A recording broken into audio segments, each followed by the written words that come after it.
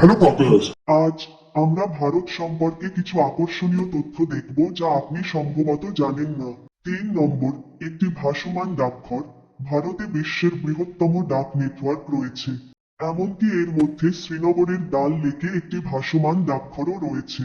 2011 সালে খোলা এই অনন্য ডাকঘরটি স্থানীয় এবং পর্যটকদের উভয়ের জন্যই পরিষেবা প্রদান করে, যা একটি হাউসবোট থেকে পরিচালিত হয়। 2 নম্বর, ইঁদুরের মন্দির, করণী মাতা মন্দির।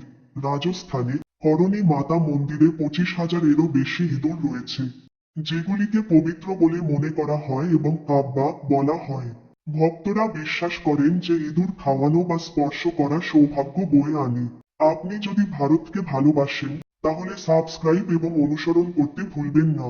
1 নম্বর, বনের মাঝখানে ভারতের ভোটকেন্দ্র। মাত্র একজন ভোটারের জন্য একটি ভোটকেন্দ্র গুজরাটের গির বনে।